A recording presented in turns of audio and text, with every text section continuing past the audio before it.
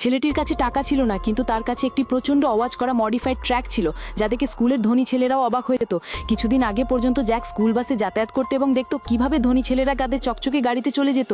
সে এতটাই গরিব ছিল যে ট্রাক কেনার স্বপ্ন দেখতে পারত না। জ্যাক একটি ভাঙাড়ির দোকানে কাজ শুরু করে। সেখানে সে পুরনো গাড়ির যন্ত্রাংশ দিয়ে একটি ট্রাক তৈরি করতে শুরু করে। তখনও তাতে ইঞ্জিন ছিল না, কিন্তু জ্যাকের তাতে বসতে খুব ভালো লাগতো। সে কল্পনা করতো যেন সে হাইওয়েতে দ্রুত গতিতে ট্রাক চালাচ্ছে। একদিন তার বস একটি পুরনো গাড়ি নিয়ে আসে। জ্যাক দেখলো যে ওই গাড়ির ইঞ্জিন হয়তো এখনও ঠিকঠাক কাজ করতে পারে। সে খুব খুশি হলো। সেই রাতে জ্যাক কুকুরের ঘিউ ঘিউ শব্দ শুনে বাইরে গেল।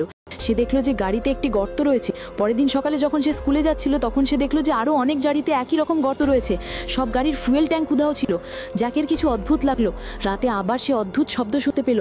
সে চুপচাপ একটি অস্ত্র নিয়ে গ্যারেজ থেকে বেরিয়ে এলো। তেলের ড্রামের পিছনে সে একটি কালো ছায়া দেখতে পেল। ভয় জ্যাক অস্ত্রটা ফেলে দিল। ড্রাম পড়ে গেল এবং জ্যাক পালিয়ে গেল। সে একটি গোপন দরজা দিয়ে নিচে পিছলে গেল এবং দ্রুততা বন্ধ করে দিল। হঠাৎ একটি অদ্ভুত প্রাণী, যার সুর ছিল, সেই দরজা দিয়ে ভেতরে ঢোকার চেষ্টা করতে লাগলো। জ্যাক তাড়াতাড়ি দরজাটি লোহার রড দিয়ে বন্ধ করে তার উপর একটি ভারী আলমারি রেখে দিল। যখন পুলিশ এসে দরজা খুলল, তখন সেখানে কেউ ছিল না। সেই প্রাণীটি উধাও হয়ে গিয়েছিল। জ্যাক তাদের সবকিছু বলল, কিন্তু তারা তাকে নিয়ে মজা করলো এবং তার কথাই বিশ্বাস করলো না। তারপর জ্যাকের মাথায় একটি বুদ্ধি এলো, হয়তো সেই প্রাণীটি তেল পছন্দ করে। পরের রাতে জ্যাক কয়েকটি তেলের ড্রাম একটি হাইড্রোলিক মেশিনের নিচে রেখে লুকিয়ে অপেক্ষা করতে লাগলো। সেই প্রাণীটি ফিরে এলো, কিন্তু এবার তাকে ভয়ঙ্কর দেখাচ্ছিল না, বরং তাকে বেশ মিষ্টি লাগছিল। সে একটি ড্রাম তুলে এমনভাবে তেল পান করতে লাগলো যেন কেউ মিল্কশেক পান করছে। জ্যাক একটু কাছে যেতে লাগলো, কিন্তু তখনই সেই প্রাণীটি জোরে গর্জন করে উঠল। জ্যাকের হাত থেকে কন্ট্রোলটি পড়ে গেল। হাইড্রোলিক মেশিনটি নিচে থেকেই চালু হয়ে গেল। সেই প্রাণীটি পিষ টানতে যাচ্ছিল।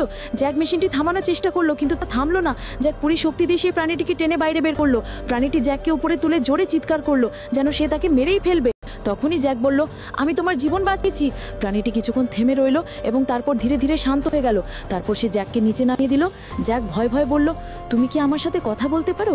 সেই প্রাণীটি এমনভাবে মাথা নাড়ল যেন সে বুঝতে পারছে।